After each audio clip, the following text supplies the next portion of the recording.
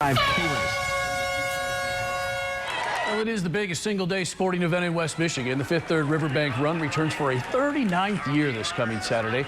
Once again, some 20,000 walkers and runners taking part, tens of thousands of others converging on downtown Grand Rapids and throughout the run course to watch and support the participants. That coming off one of the most exciting Riverbank finishes ever with the addition of the race within a race. And a pleasure to have with us in studio tonight the new race director of the Riverbank Run, although a very familiar face to most here in West Michigan, John Zimmerman, and seven-time Riverbank Run champion, 1983 Boston Marathon champion, a guy who's been doing this with us here for what, close to 20 years now? It's been a long time. Greg Meyer, it's great to have you guys back.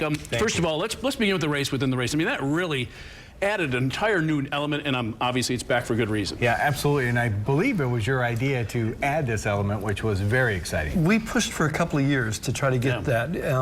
They had done it at the LA Marathon, had done it before, and it did offer that a little bit extra excitement of, you know, because usually somebody breaks away in these races, and it's like you're watching one person out there, but now all of a sudden there's this other component.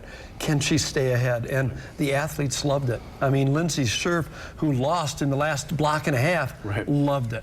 Just loved it. And if she maybe had a little, I don't want to say more competition to drive her down the stretch, that might have been even closer than it was. And it was hard to get any closer than it ended up. It was hard to get any closer. But she said she could see the guys coming, so that pushed her. I mean, she knew they were coming. She just didn't have enough, you know, the race was just that distance long enough that, you know, she got caught. But didn't she vow to take them on? Yeah. She wants to do it again. She wants to do it again. Very exciting. Anything new coming up this year? I mean, it seems like there's something new every year in this race. And that's something we always have to do, Larry, is we always have to make it better. Better experience for the runners and better experience for the spectators who are there. So a few little things we're doing for the runners is this year we're going to have a gear check bag. So it's clear.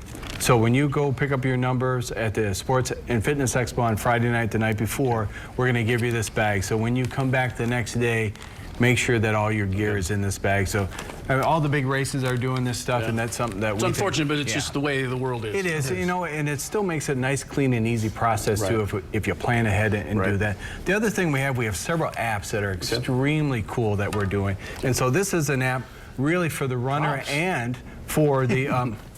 Oh, that's right. No, you're right. No, I said props. Just props. I always got props. He brought his own props. So this is called the RaceJoy app, and this is something that the runner downloads, puts it on their smartphone, and also the spectator that's following them around the course. So literally what this is a GPS system that I could follow you as you're running the course, and as you do, I can press little buttons I could cheer, so I can cheer you on, and I can post your location to Facebook or some other social media thing. So it's also great too to determine when you're going to finish. So I can meet you back at the post party so we can celebrate your victory. So this is kind of a cool thing we're doing. We're doing more things when it comes to the post party, because truly it is a celebration, whether you're running the 25K or the 10K or the 5K, it's a celebration. And so we want that post party to be even better. So we brought on a little beer company called Perrin Brewing Company. So Perrin is going to help us celebrate with the runners. So we got a lot of great things happening for everyone. Well, there's so many people down there celebrating because so many people running for so many different reasons.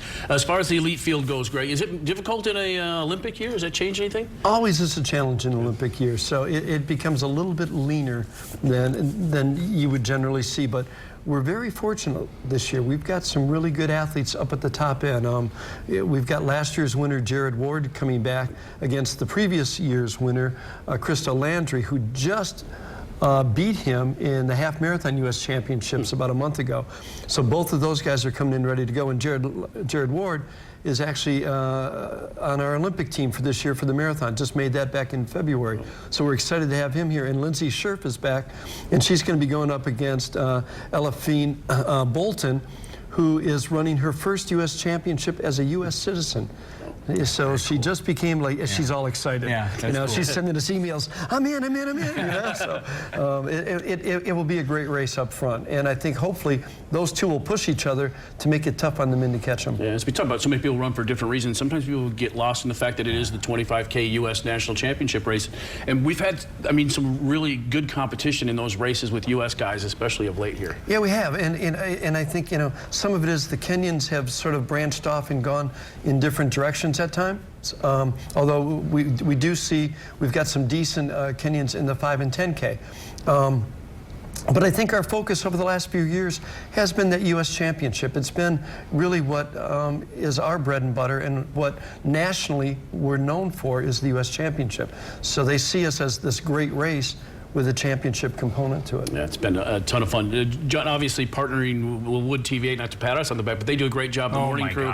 It's turned this race into something people can, I mean, not see it covered afterwards, but watch live in the community. Can you talk about that combined with the interactive stuff you're doing? It's just changed the whole vibe of it. 5 hours worth of broadcast that you guys do, and you guys have, I think you're going to have like 14 different spots along the course where you're going to have reporters and cameras and such. But also what's kind of cool that you're offering to our runners, to the participants, is when you finish that run, they go to your website, woodtv.com, and you can download yourself finishing a video, 30-second video of you finishing that race. And then also there's another opportunity to, you go to our website, 53riverbankrun.com, and you get your photo finish of you running through the line too. So we got it covered, and thank God we have you guys, because you guys have just done a tremendous job of really owning the race as well and putting some great skin in. But you got to thank this guy too, because without Greg, we would not have these elite runners. We would not have what we have today. So,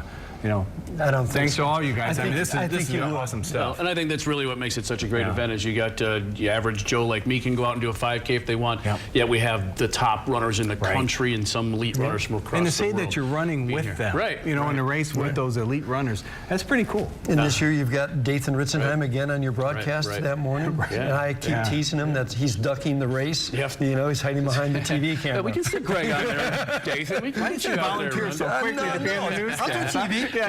Hey, gentlemen, thanks for coming in. We just hope the weather works. You know, sometimes that's an issue. Now, but one thing to remember too, Monday night at midnight, that's when the online registration ends. So you got to sign up before then. But if you miss that deadline, at the Sports and Fitness Expo, there's still time to register at that event. Check out the website. There's so much going on before the race, a lot of activities downtown and everything. Thanks for coming in tonight, gentlemen, and best of luck on Saturday. All right, Thank you.